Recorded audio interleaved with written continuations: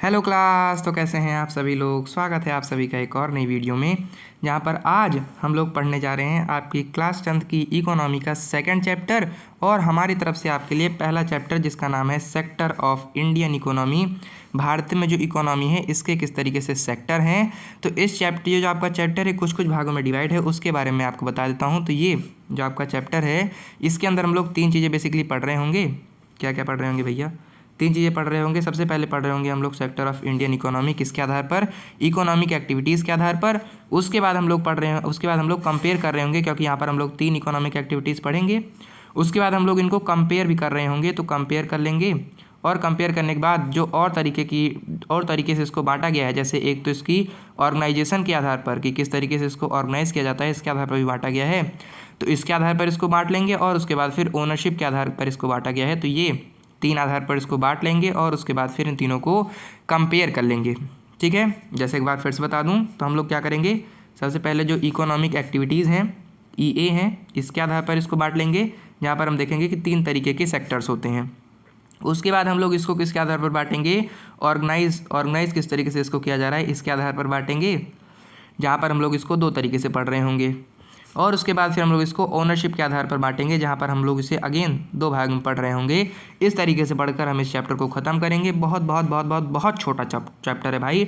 मुझे लगता है कि अभी तो मैं इसको बड़े से पढ़ा दे रहा हूँ, लेकिन जब हम इसका क्विक रिवीजन कर रहे होंगे तो 5 से 6 मिनट में आपका चैप्टर खत्म हो जाएगा। सोचो 5 मिनट का चैप्टर है ना, 5 मिनट का चैप्टर है आपका सेक्टर ऑफ इंडियन इकोनॉमी। इसको हम लोग ख़त्म कर लेंगे जल्दी से, उसके बाद फिर हम लोग आगे बढ़ेंगे। तो सबसे पहले जान लेते हैं भैया कि सेक्टर ऑफ इंडियन इकोनॉमी में इकोनॉमिक एक्टिविटीज़ के आधार पर कितने भागों में हम इसको बांट सकते हैं। तो कोई भी एक्टिविटी हम जो करते हैं जो कि लाकर हमको पैसा रुपया दे सकती है, धन दौलत दे सकती है, इस एक्टिविटी को आप सेक्टर ऑफ इकोनॉमिक एक्टिविटीज़ कह सकते हैं। यानी इकोनॉमी के आधार पर जो एक्टिविटीज़ हो रही हैं इसको आप इकोनॉमिक एक्टिविटी कह सकते हैं। ठीक है, जो आपके उल्टे में पैसा ला कर दे, यानी ऐसी एक्टिविटी जो कि आपको पैसा ला कर दे, उसको आप इकोनॉमिक एक्टिविटी कहते हैं। जैसे कोई आदमी अगर फैक्ट्री में काम कर रहा है, किताब बैंक में काम कर रहा है, उसके बाद फिर किसी स्कूल में काम कर रहा है, तब वो क्या करेगा, काम करेगा और बदले में उसको पैसा मिलेगा, लाकर आपको पैसा पकड़ा देगा। अगर आप उसके घर वाले होंगे तब ना देगा भाई तो लाकर अगर आपको पैसा पकड़ा देगा तब क्या कहेंगे कि भैया तुमने जो काम किए तो इकोनॉमिक एक्टिविटी तुम कर आ रहे हो। इकोनॉमिक एक्टिविटी को कुछ भागों में बांट दिया गया है, कुछ सेक्टर्स में बांट दिया गया है, यानी कुछ ग्रुप में इसको क्लासिफाई कर दिया गया है उस आधार पर कि इसका जो काम है या आखिरकार आ कहाँ से रहा है, इस काम का नेचर क्या है, नेचर ऑफ वर्क के आधार पर इसको आप तीन भाग में बांट देते हैं। एक आप देखते हैं क्या, ये क्लासिफिकेशन ऑफ इकोनॉमी जो है ये तीन भाग में कर दी गई है। एक है आपकी प्राइमरी एक्टिविटी, या इसी को एग्रीकल्चरल एक्टिविटी भी आप कहते हैं। क्योंकि बताता हूँ क्यों, क्योंकि जो प्राइमरी एक्टिविटी है भैया ये बेसिकली उत्पाद कर रही होती है, यानी जो एक्टिविटी है बेसिकली सबसे पहले फर्स्ट फॉर्म है, बेसिस फॉर्म है और ये फॉर्म करती है। ठीक है, ये बनाती है सामान को। ठीक है, तो कोई भी एक्टिविटी जो कि सामान को बना रही है वो क्या है, वो आखिरकार वो कहलाती है आपकी प्राइमरी सेक्टर। अब जो प्राइमरी सेक्टर है जो बन रही है तो बनेगा आपका कहाँ से भैया, ज़मीन से ही बनेगा। तो ज़मीन पर एग्रीकल्चर हो रहा है, तो चूँकि इसका ज़्यादातर जो पार्ट है वो एग्रीकल्चर से ही जुड़ा होता है, इसलिए इस एक्टिविटी को, इस सेक्टर को एग्रीकल्चरल सेक्टर भी कहते हैं। उसके बाद आता है आपका सेकेंडरी सेक्टर। ये ऐसा सेक्टर है जो कि इन्हेंस कर रहा होता है उस चीज़ को जो कि बनकर आई है। ठीक है, इन्हेंस कर रहा होता है उस चीज़ को जो कि प्राइमरी सेक्टर से बनकर आई है। और इन्हेंस कहाँ पर होगा भैया, इन्हेंस हो रहा होगा इंडस्ट्री के अंदर, तो इसको इंडस्ट्रियल सेक्टर भी कहते हैं, इंडस्ट्रियल सेक्टर भी इसको कहते हैं। अगला है आपका टर्सरी सेक्टर। अब ये कौन सा सेक्टर है, ये इन सारे सेक्टर से बिल्कुल जुदा जुदा है, कहता है कि हम जुदा जुदा हैं। ठीक है, तो इस वाले सेक्टर से बिल्कुल जुदा है, क्योंकि ये क्या कर रहा होता है, ये सर्विस प्रोवाइड करा रहा होता है, जिससे मतलब ये जो आए हैं सारे के सारे सामान प्राइमरी और सेकेंडरी सेक्टर से, इसको आप तक पहुंचा रहा होता है, यानी सर्विस प्रोवाइड करा रहा होता है आपको इसके आधार पर, इसीलिए इसको सर्विस सेक्टर कहते हैं। टर्सरी सेक्टर को सर्विस सेक्टर कहते हैं। ठीक है, तो वास्तव में इसका नाम क्या है, वास्तव में इसका नाम एग्रीकल्चरल सेक्टर, इंडस्ट्रियल सेक्टर और सर्विस सेक्टर है। लेकिन चूंकि सबसे पहले इनमें ये काम होता है, उसके बाद ये काम होता है, फिर ये काम होता है, इसलिए 1 2 3 के आधार पर इसको प्राइमरी, सेकेंडरी और टर्सरी सेक्टर भी कहते हैं। ठीक है, अब हम लोग तीनों के बारे में खूब अंदर से जान लेते हैं। पहला है आपका प्राइमरी सेक्टर। तो ये कौन सा सेक्टर है, ये ऐसा सेक्टर है जहाँ पर हम लोग नेचुरल रिसोर्सेज को क्या कर रहे होते हैं, हम नेचुरल रिसोर्सेज को एक्सप्लॉइट कर कर, यानी नेचुरल रिसोर्सेज को यूज़ कर कर सामान बना रहे होते हैं, गुड्स बना रहे होते हैं। इस तरीके की जो एक्टिविटी है, इस तरीके का जो सेक्टर है, ये आपका किसके अंदर आता है, प्राइमरी सेक्टर के अंतर्गत आता है। ये जो सेक्टर है इसको ऑफन इसको प्रायः एग्रीकल्चरल सेक्टर भी बोलते हैं। क्यों? क्योंकि ये रिलेटेड ही है भैया उसी सेक्टर से। इसको रिलेटेड सेक्टर या एग्रीकल्चरल सेक्टर कहते हैं क्योंकि ये किससे जुड़ा हुआ है? एग्रीकल्चर से जुड़ा हुआ है। एग्जाम्पल है कॉटन। मान लीजिए अगर आप उगा रहे हैं तब आप क्या कहलाएंगे? कॉटन। कॉटन मतलब केवल कॉटन नहीं, कॉटन की फार्मिंग। ठीक है, तो जब आप लोग कॉटन की फार्मिंग करेंगे यानी कॉटन को उगाएंगे तब आप एक्चुअल में क्या कर रहे हैं? आप कर रहे हैं प्राइमरी सेक्टर का काम। प्राइमरी सेक्टर में आपको कुछ कुछ उदाहरण भी दे रखे हैं, जैसे माइनिंग आप कर रहे हैं। ठीक है, मैं आपको ये जो स्मेल्टिंग वाला प्रोसेस होता है उसकी बात नहीं कर रहा, मैं कह रहा हूँ अगर आप माइनिंग कर रहे हैं, ज़मीन से खोद के निकाल रहे हैं ना, तब आप क्या कर रहे हैं? प्राइमरी सेक्टर कर रहे हैं, प्राइमरी सेक्टर का काम कर रहे हैं। एक्सट्रैक्शन कर रहे हैं भैया मिनरल ऑयल का, बिल्कुल रिलेटेड है इसी से। तो एक्सट्रैक्शन कर रहे हैं अगर मिनरल ऑयल का, तब भी आप प्राइमरी सेक्टर का काम कर रहे हैं। फॉरेस्ट्री कर रहे हैं, जंगल से जुड़ा कोई काम कर रहे हैं, जंगल काट रहे हैं, जंगल बना रहे हैं, जंगल से कुछ सामान निकाल रहे हैं, तब आप क्या कर रहे हैं? प्राइमरी सेक्टर का काम कर रहे हैं, नेचर से जुड़े हुए हैं। उसके बाद फिर भैया आपका फिशिंग का काम कर रहे हैं। ठीक है, तो फिशिंग का काम कर रहे हैं, फिर भी आप नेचर से जुड़े हुए हैं। जैसे ज़मीन से जुड़े आदमी होते हैं ना, वैसे ही नेचर से जुड़े आदमी हैं आप। एग्रीकल्चर से काम कर रहे हैं तब तो आप बिल्कुल इतने ज़्यादा इससे जुड़े हुए हैं कि आपके ही नाम पर नाम भी पड़ रखा है इसका, चूँकि आप एग्रीकल्चर से काम निकाल रहे हैं इसीलिए इसको एग्रीकल्चर सेक्टर कहते हैं। अगला है आपका सेकेंडरी सेक्टर। ये कौन सा सेक्टर है? ये ऐसा सेक्टर है जहाँ पर हम लोग इन्हेंस कर रहे होते हैं प्राइमरी सेक्टर से आए हुए माल को। माल मतलब आइटम, आइटम भी नहीं यार, जो उत्पाद आया। ठीक है, तुम्हारे लिए दोनों खतरनाक है, माल भी और आइटम भी। ठीक है, तो जो उत्पाद आया है, जो सामान आया है भैया आपका सेकेंड प्राइमरी सेक्टर से, इसी को इन्हेंस करने का काम करता है सेकेंडरी सेक्टर। जैसे कि भैया आप किसी इंडस्ट्री में काम कर रहे हैं, माइनिंग तो आपने कर ली, लेकिन अब माइनिंग के बाद इससे एक्सट्रैक्शन कर रहे हैं, यानी बिल्कुल जो स्मेल्टिंग वाला प्रोसेस होता है आपका, रिफाइनिंग वाला, वो सब आ रहा होता है आपका माइनिंग के अंदर। एनर्जी का प्रोडक्शन कर रहे हैं किसी तरीके से, तब आप कह सकते हैं कि हम क्या कर रहे हैं? हम कर रहे हैं जो नेचर से आया हुआ सामान है, इसको हम लोग इन्हेंस करके कुछ सामान निकाल रहे हैं, तो आप सेकेंडरी सेक्टर का काम कर रहे हैं। उसके बाद आता है आपका कंस्ट्रक्शन। अगर आप कर रहे हैं तब भी आप सेकेंडरी सेक्टर का काम कर रहे हैं। क्या है ये सेकेंडरी सेक्टर? तो इसके अंदर हम कर रहे हैं कि अगर कोई काम, कोई ऐसा सामान जो है जो कि आपका प्राइमरी सेक्टर से आया है, इसको हम लोग ट्रांसफॉर्मेशन कर दें, इसको ट्रांसफॉर्म कर दें, तब आप क्या कर रहे हैं? ट्रांसफर कर दें किसी दूसरी चीज़ में, अनदर, तो ये किस कैटेगरी में आएगा? आपकी सेकेंडरी सेक्टर की कैटेगरी में आएगा। जैसे मैन्युफैक्चरिंग जो है वो क्या है? बहुत ज़्यादा इंपॉर्टेंट कंपोनेंट है इस सेक्टर का। मैन्युफैक्चरिंग के अंदर आप बेसिकली करते ही यही हैं भैया कि जो आया है इसको आप क्या करते हैं? इसको आप लोग इन्हेंस करते हैं, ट्रांसफॉर्म करते हैं। जैसे आप शुगर केन से क्या बना ले, अगर शुगर बना ले चीनी के गन्ने से, चीनी गन्ने नहीं, गन्ने से मान लीजिए चीनी बना दे, तो आप क्या कर रहे हैं? नेचर में उपलब्ध जो गन्ना है इसकी मदद से आपने चीनी बना डाली है, यानी बड़ा बेहतरीन काम कर दिया भाई तुमने तो, है ना। चीनी बढ़ा डाली, यानी आपने सेकेंडरी सेक्टर का काम कर दिया, इन्हेंस कर दिया इसको। आगे आता है आपका टर्सरी सेक्टर। ये क्या आपको प्रोवाइड करता है? ये कुछ बना कर नहीं देता है, ये आपको बेसिकली सर्विस प्रोवाइड करता है। तो सर्विस प्रोवाइड करने वाले सेक्टर को सर्विस सेक्टर भी कहते हैं। तो all production unit producing service that help in the development of primary and secondary sector come under the tertiary sector. ऐसा कोई भी सेक्टर जो कि क्या कर रहा हो, कोई यूनिट जो कि सर्विस प्रोवाइड करा रही हो, क्या प्रोवाइड करा रही हो? सर्विस प्रोवाइड करा रही हो। तो इस तरीके का जो सेक्टर है जो कि सर्विस प्रोवाइड कराए, जिससे प्राइमरी और सेकेंडरी दोनों सेक्टर का डेवलपमेंट हो सके, तो इस सेक्टर को आप टर्सरी सेक्टर कहेंगे। इसको सर्विस सेक्टर भी कहते हैं क्योंकि भैया सर्विस प्रोवाइड करा रहा है। जैसे मान लीजिए कोई डॉक्टर आकर आपकी सेवा कर दे रहा है, तो वो ना कुछ खोद रहा है और ना कुछ बना रहा है, बल्कि वो बेसिकली सर्विस प्रोवाइड करा रहा है। टीचर, भैया आपके सामने कोई खड़ा है, आपके पता नहीं, आपको क्या पता मैं खड़ा हूँ कि बैठा हूँ।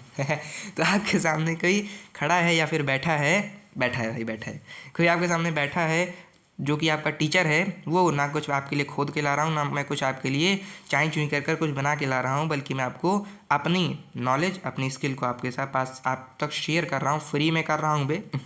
आप तक शेयर कर रहा हूँ, तो आपको क्या कर देना चाहिए? नहीं, वो सब नहीं करना चाहिए, सब्सक्राइब लाइक तो करना ही है, लेकिन आपको क्या करना है? आपको समझ लेना है कि टर्सरी सेक्टर है। आगे आता है आपका लॉयर। जो कि आपकी सारे कानून को लड़ता है, आपके सारे काम को देख रहा होता है, वो जो लॉयर है वो भी आ रहा है आपके किस सेक्टर के अंदर? वो आ रहा है आपके टर्सरी सेक्टर के अंदर। दोबारा से सब रिवाइज करा देता हूँ भाई, क्योंकि हमारी इस क्लास की खूबसूरती यही है कि इसके अंदर हम लोग रिवाइज कर रहे होते हैं। तो हमने पढ़ना है chapter sectors of Indian economy. Sector क्या है? तो वो ग्रुप जिसमें हम लोग इस इकोनॉमी की जो मेन बेसिक्स है उसको हम लोग डिवाइड करते हैं, उसको आप सेक्टर कहते हैं। अभी जो सेक्टर ऑफ इंडियन इकोनॉमी है इसको आप बहुत तरीके से बांट रहे हैं, और इसी बांटने वाली चीज़ को ही आप इस चैप्टर के अंदर पढ़ते हैं। पहला हम लोग बांटते हैं कि आ कहाँ से रहा है, इसके आधार पर। दूसरा हम लोग बांटते हैं कि इसकी आप कह सकते हैं ऑर्गेनाइजेशन कैसी है, इसको ऑर्गेनाइज किस तरीके से किया जा रहा है, इसके आधार पर।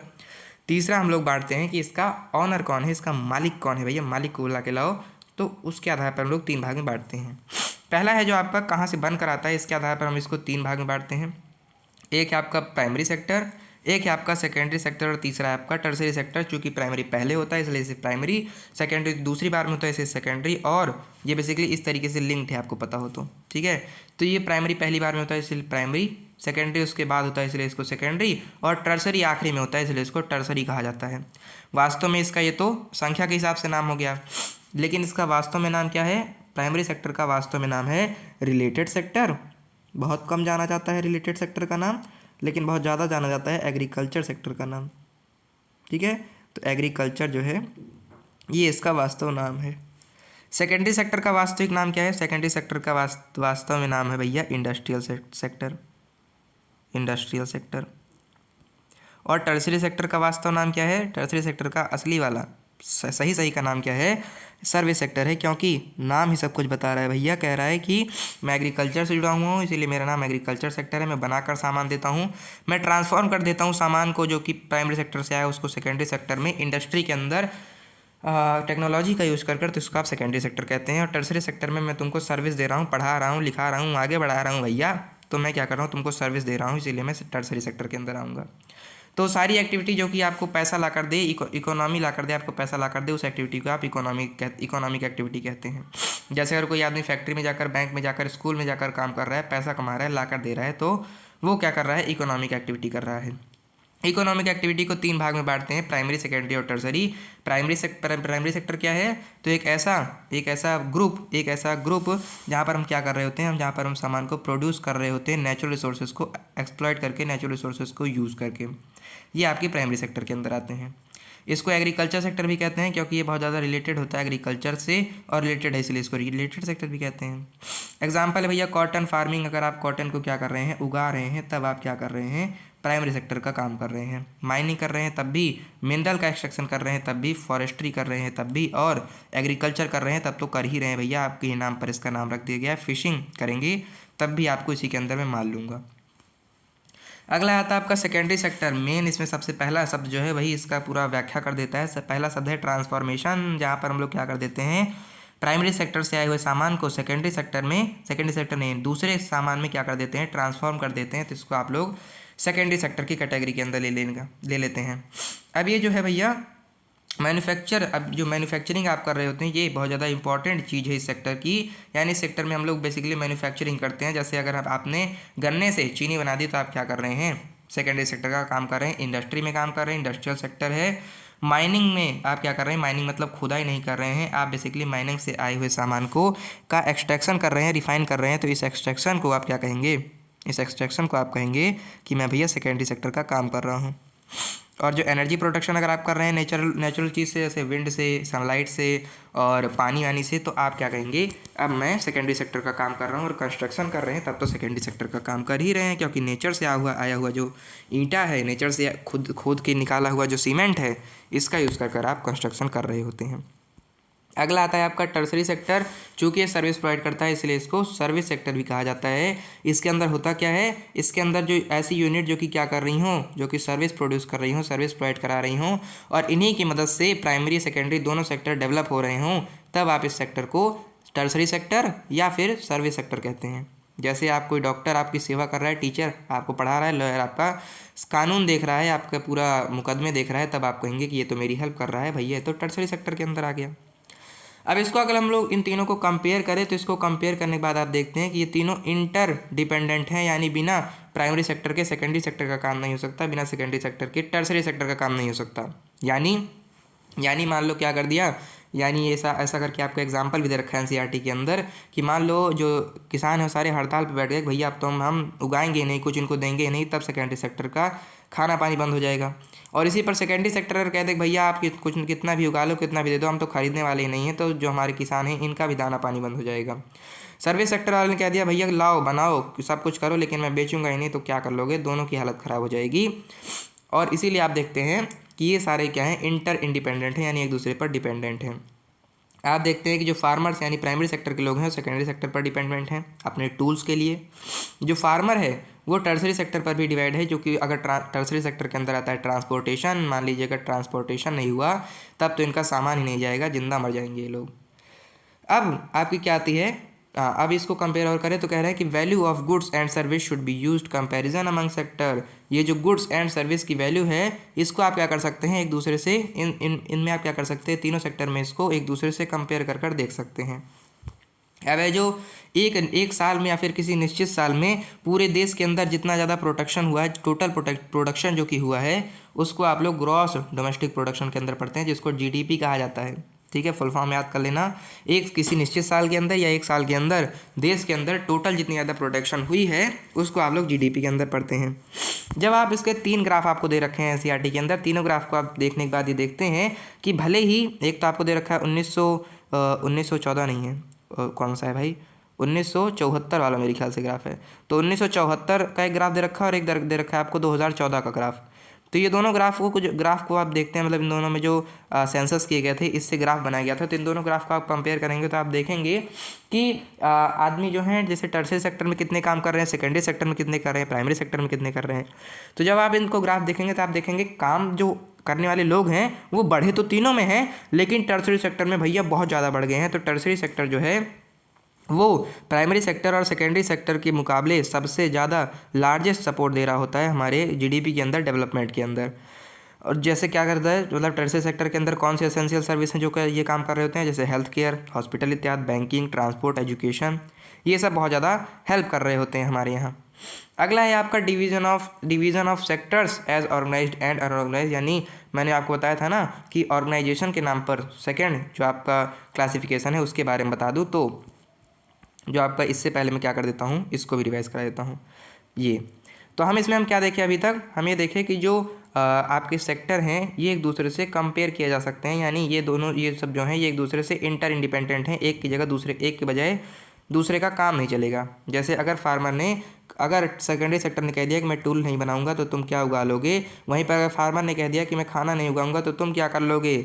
और फार्मर्स जो है टर्सरी सेक्टर पर भी रिलाई करते हैं, क्योंकि टर्सरी सेक्टर में अगर हड़ताल हो गई, ड्राइवरों ने कह दिया ट्रांसपोर्टेशन ही नहीं करूँगा, तो उगाओ खूब बनाओ खूब, जब रिटेलर के पास जाएगा नहीं तो बिकेगा क्या।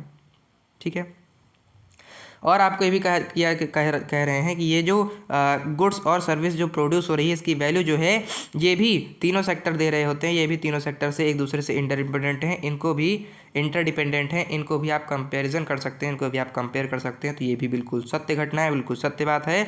किसी निश्चित साल के अंदर जो टोटल प्रोडक्शन हुई है किसी देश के अंदर, उसको आप क्या कहते हैं, gross domestic product, gross domestic product, नाम से ही पता चल रहा है, ग्रॉस यानी टोटल, डोमेस्टिक यानी किसी देश के अंदर, प्रोडक्ट यानी प्रोडक्शन, तो किसी पूरे देश के अंदर किसी निश्चित साल में जितना प्रोडक्शन हुआ है उसको आप ग्रॉस डोमेस्टिक प्रोडक्ट या फिर जीडीपी के अंदर पढ़ रहे होते हैं।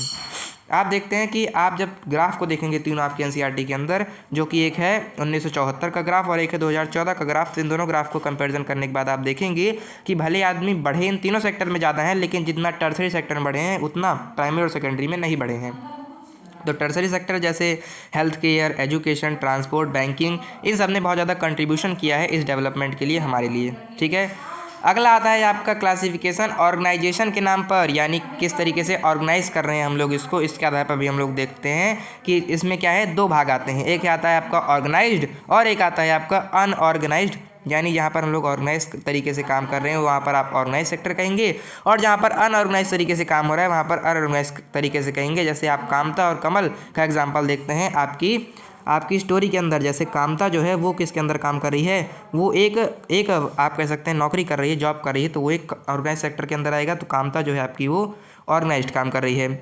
उसी जगह अगर हम बात करें कमल की, तो कमल आपका क्या कर रहा है, अनऑर्गेनाइज्ड काम कर रहा है। तो कमल जो है वो एक दुकानदार के यहाँ काम करता है, कुछ भी उसकी सिक्योरिटी नहीं है जॉब की, जब मालिक चाहेगा तब निकाल देगा, तो अनऑर्गेनाइज काम कर रहा है। तो ऑर्गेनाइज सेक्टर क्या है, ये ऐसा सेक्टर है जहाँ पर रेगुलर एम्प्लॉयमेंट जो है उसको वादा किया जाता है कि भैया आपको रेगुलर एम्प्लॉयमेंट दी जा रही होगी, साथ ही साथ आपको रजिस्टर मतलब आपकी रजिस्ट्रेशन भी हो रही होगी, यानी आपकी जो आपको लिया गया है नौकरी पे इसका पूरा खाता बना होगा, इसका पूरा बही खाता होगा कि आपको किस तरीके से लिया गया है, यानी आपके पास पूरे सबूत हैं, वजूद हैं। और जो गवर्नमेंट है इसके द्वारा रेगुलेट भी किया जा रहा होगा आपका सर्विस, अगर आप लोग इस ऑर्गेनाइज सेक्टर में काम कर रहे हैं तो। ठीक है, तो ये सरकार आपको जॉब सिक्योरिटी एम्प्लॉयज़ को क्या करती है, प्रोवाइड कराती है ऑर्गेनाइज सेक्टर के अंदर। वहीं पर अनऑर्गेनाइज सेक्टर के अंदर आप देखते हैं कि जो बहुत स्मॉल या ट्रेडर हैं या फिर स्मॉल दुकानें हैं वो क्या कर रही होती हैं, अनऑर्गेनाइज सेक्टर के रूप में काम कर रही होती हैं, जहाँ पर जो कि ये सब जो हैं ये बहुत ज़्यादा स्कैटर्ड हैं, बिल्कुल एनसीईआरटी की लाइन उठाकर दे दिए हैं, बिल्कुल अच्छा काम किए हैं। आप देखते हैं कि गवर्नमेंट का जो कंट्रोल है इससे बहुत ज़्यादा दूर बिखरे पड़े हुए हैं कौन, आपकी स्मॉल चीज़ें, आपकी स्मॉल जो सेक्टर्स हैं, अनऑर्गेनाइज सेक्टर जो हैं ये गवर्नमेंट कंट्रोल से बहुत ज़्यादा हैं। इसीलिए जो रूल इन्होंने बनाए गए हैं वो भी फॉलो नहीं किए जाते, और जो जॉब की सिक्योरिटी है वो भी बहुत कम है। इनसिक्योर है जॉब, और एम्प्लॉयमेंट जो है ये जो क्या है, बहुत ज़्यादा अनसिक्योर है, ये बहुत ज़्यादा सिक्योर नहीं है। अब किस तरीके से आप वर्कर को प्रोटेक्ट कर सकते हैं अनऑर्गेनाइज सेक्टर के रूप में, यानी अनऑर्गेनाइज सेक्टर में को देखकर अभी तक तो आपको पता चल गया होगा कि यहाँ पर जो काम कर रहा है वो भैया उसकी जो जॉब है वो सिक्योर नहीं है, अनसिक्योर जॉब है, क्योंकि सरकार ने नियम तो बना रखे हैं लेकिन आदमी उस नियम को मानता ही नहीं है, इसीलिए जॉब सिक्योरिटी बहुत ज़्यादा कम है। तो और आप देखते हैं कि जो आपकी ऑर्गेनाइज्ड नौकरी है, यानी जो आपकी सरकारी नौकरियां भैया वही आपकी ऑर्गेनाइज सेक्टर के अंदर आती हैं। तो जो आपकी ऑर्गेनाइज सेक्टर के अंदर आने वाली नौकरियां हैं इनके अंदर बहुत ज़्यादा कम जगह है, बहुत ज़्यादा कम आप कह सकते हैं प्लेस है जहाँ पर कोई एम्प्लॉय अपने आप को रख सकता है। तो इसीलिए आदमी को फोर्सफुली, आदमी को बहुत ज़्यादा ना चाहते हुए भी अनऑर्गेनाइज सेक्टर के अंदर जाना पड़ता है। अब अनऑर्गेनाइज सेक्टर के अंदर ये जाएगा तो इसको कुछ प्रोटेक्शन तो मिलनी चाहिए ना भैया सरकार की तरफ से, कि इसकी जो जॉब है वो प्रोटेक्ट रहे। तो in the unorganised sector protection and support are required for the worker for their economic and social development. उनके इकोनॉमिक और सोशल डेवलपमेंट के लिए जो अनऑर्गेनाइज सेक्टर के अंदर वर्कर काम कर रहे हैं उनको सपोर्ट तो चाहिए ही चाहिए। Beside getting irregular and low paid they also face social discrimination, क्योंकि आप देखते हैं कि इरेगुलर तो इनकी जॉब है ही, इनको कम पैसे भी मिलते हैं, लेकिन फिर भी, अरे भैया रुक जाओ बचा है ना, हाँ मुझे लगा गया, हाँ। तो चूँकि इनकी जो वेजेस हैं वो तो कम है ही, और इनको जो कोई पेड छुट्टी भी नहीं मिलती। ठीक है, पेड वर्क आपको यहाँ पर लिख रखा है। एक स्पेशल बात बता दूँ कि ऑर्गेनाइज सेक्टर के अंदर जो आपको संडे को छुट्टी मिलती है उसके लिए किसी के पैसे नहीं कटते, लेकिन अनऑर्गेनाइज सेक्टर के अंदर दुकानों के अंदर मुश्किल से ही कोई ऐसा अनऑर्गेनाइज सेक्टर होगा जिसके अंदर पेड लीव मिल रही हो, यानी संडे जैसी कोई ऐसी लीव मिल रही हो जहाँ पर आपको छुट्टी मिलेगी और पैसे मिलेंगे। ठीक है, यानी अगर आपने किसी दिन छुट्टी कर ली तो उसके बदले में आपको उस दिन का पैसा ही नहीं मिलता है अनऑर्गेनाइज सेक्टर के अंदर। तो इनकी जॉब है इरेगुलर तो है ही, साथ ही साथ इनकी वेजेस भी बहुत ज़्यादा कम है, इसीलिए आप देखते हैं कि इनको कई सारे सोशल डिस्क्रिमिनेशन सहने पड़ सकते हैं। ठीक है, मतलब मालिक इनको डांट वाट के भगा देता है, इस तरीके से कई सारी दिक्कतें हो जाती हैं। ठीक है, इसको मैं आपका दोबारा से रिवाइज करा देता हूँ। तो अब इस जो सेक्टर है उसको ऑर्गेनाइज्ड और अनऑर्गेनाइज के नाम पर दो तरीके से बांटा गया है। नाम से ही पता चल रहा है, ऐसा सेक्टर जहाँ पर क्या है, जहाँ पर जो आदमी है उसको रेगुलर एम्प्लॉयमेंट गारंटी की जाती है, साथ ही साथ गवर्नमेंट के द्वारा क्या किया गया है, इनको जॉब सिक्योरिटी प्रोवाइड की गई है, क्योंकि इनके पूरे कागजात बन रखे हैं, दस्तावेज बन रखे हैं, इसीलिए इसको ऑर्गेनाइज सेक्टर कहते हैं। ठीक है, उसके बाद आप देखते हैं कि अनऑर्गेनाइज सेक्टर क्या है, यहाँ पर वेजेस भी बहुत ज़्यादा लो हैं, यहाँ पर अगर एक दिन की छुट्टी की तो वहाँ के पैसे भी कट जाएंगे, यहाँ पर नहीं कटेंगे। ठीक है, तो जो अनऑर्गेनाइज सेक्टर है ऐसा सेक्टर है जो कि पहली बात तो बहुत छोटी जो दुकानें हैं वही आपको रख रही होती हैं अनऑर्गेनाइज सेक्टर के अंदर। उसके बाद होता क्या है कि जो गवर्नमेंट ने रूल तो बना रखे हैं लेकिन ये इससे बहुत ज़्यादा रहते हैं, यानी इससे बहुत ज़्यादा दूर रहते हैं, यानी कोई इनके नियम को मानता ही नहीं है भैया, कोई इस नियम को मानता ही नहीं है। इसीलिए इनकी जो जॉब है वो इनसिक्योर रह जाती है, यानी वहाँ पर जो काम करने वाले लोग हैं उनकी जॉब जो है वो इनसिक्योर है, इनसिक्योरिटी में उनकी जॉब जो है वो चल रही है।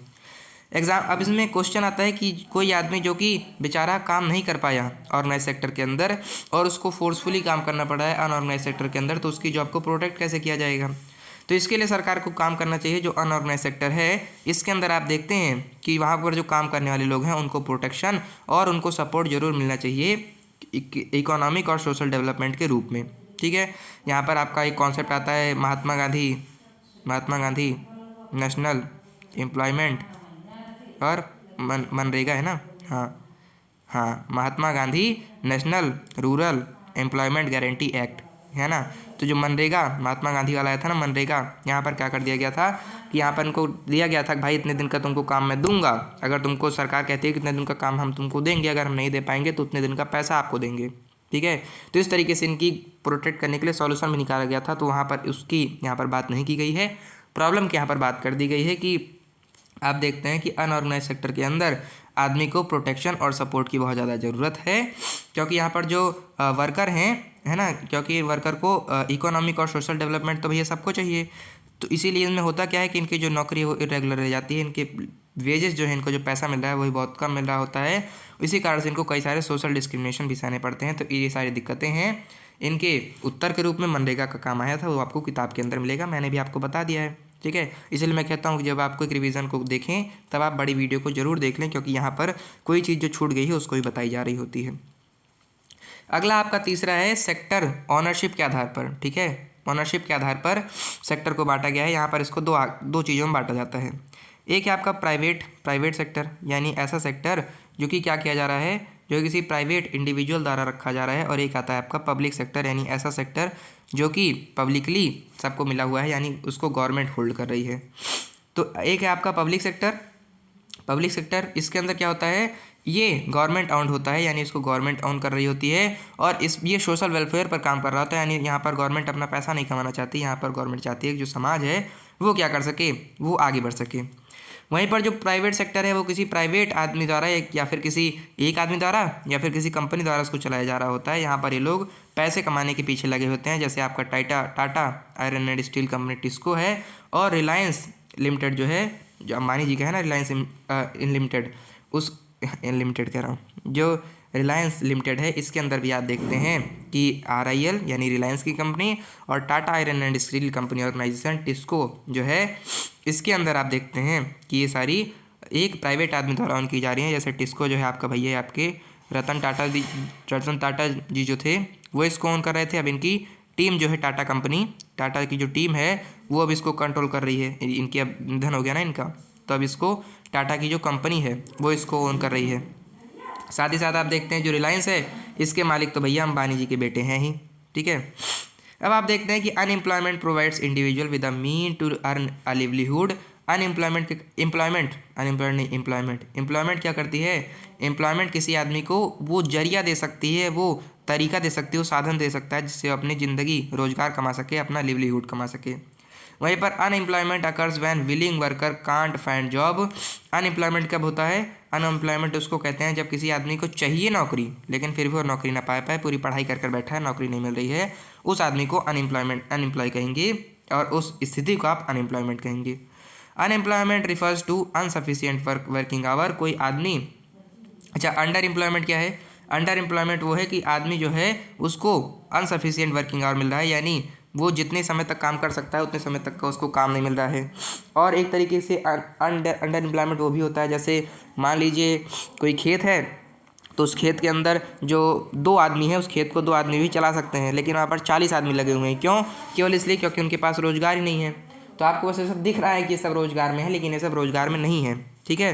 तो यहाँ से आपको क्या पता चला, जो ऑनरशिप के आधार पर कंपनी को 2 आधार में बांटा जा सकता है। एक है आपका पब्लिक सेक्टर, यानी ऐसी गवर्नमेंट, एक ऐसी कंपनी, कोई ऐसा सेक्टर जिसको गवर्नमेंट अपने लिए ओन करती है और उसका यही मुद्दा रहता है कि भैया समाज का कल्याण हो, हमें कुछ नहीं चाहिए।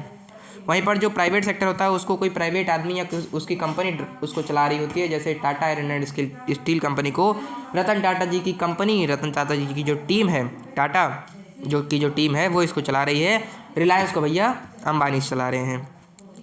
उसके बाद आप देखते हैं कि जो एम्प्लॉयमेंट है, ठीक है, इसको बता रहे हैं एम्प्लॉयमेंट क्या है। एम्प्लॉयमेंट इसको आप ऐसे कट कर सकते हैं यहाँ से, ठीक है, यहाँ से ऐसे, ठीक है, इसको ऐसे आप कट कर लीजिए। एम्प्लॉयमेंट क्या है, एम्प्लॉयमेंट आपकी पहली बात यहाँ पर आ गई। एम्प्लॉयमेंट क्या है, तो एम्प्लॉयमेंट वो जरिया है जिससे कोई आदमी अपने रहने खाने की व्यवस्था बना सकता है, अपना लिवलीहुड कमा सकता है। अनएम्प्लॉयमेंट क्या है, जब किसी आदमी को वो चाहता तो है नौकरी करना, लेकिन अगर उसको नौकरी ना मिल सके तब आप कहेंगे कि वो अनएम्प्लॉयड है। अंडर एम्प्लॉयमेंट क्या है भैया, इंपॉर्टेंट चीज़ तो ये है, क्योंकि कोई आदमी जो जितनी देर काम कर सकता है उसको उतनी देर काम नहीं करने को मिल रहा है। कोई आदमी जितना काम कर सकता है, जितना उसका पोटेंशियल है, उतना भी अगर उसको काम करने को ना मिले तब आप कहेंगे कि वो अंडर एम्प्लॉयमेंट के अंदर काम कर रहा है। अब कह रहा है कि 1973 से 2000 के बीच में आप देखते हैं कि the secondary sector output grew 8 times but employment only 2.5 times.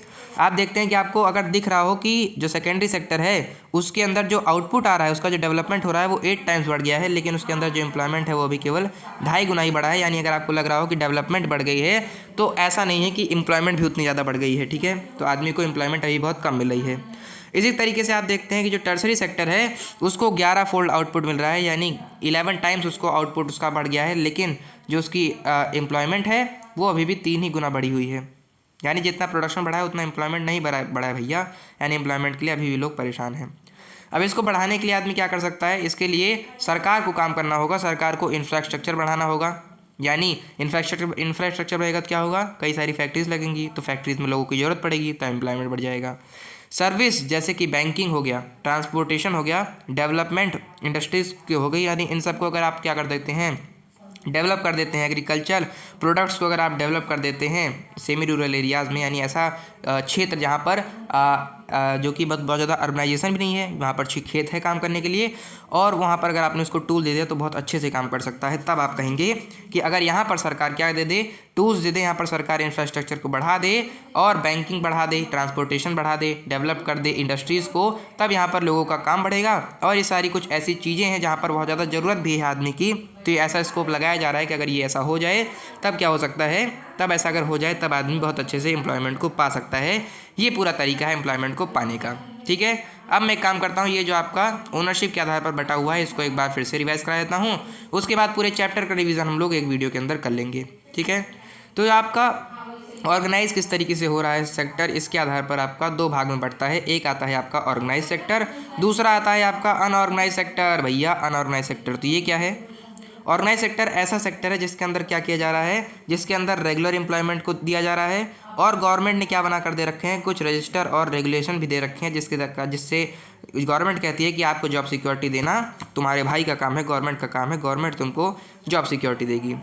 लेकिन अनऑर्गेनाइज सेक्टर एक ऐसा सेक्टर है जिसके अंदर पहली बात तो बहुत छोटी छोटी जो कंपनियां हैं, छोटी छोटी जो दुकानें हैं, उन्हीं के अंदर काम मिल पाता है अनऑर्गेनाइज सेक्टर के रूप में, और ये जो है गवर्नमेंट द्वारा बनाए गए नियम से, गवर्नमेंट के कंट्रोल से बहुत ज़्यादा दूर हैं, और ऊपर से जो गवर्नमेंट ने नियम बना रखे हैं उसको भी यहाँ पर माने नहीं जा रहे हैं, अनइम्प्लीमेंटेड हैं।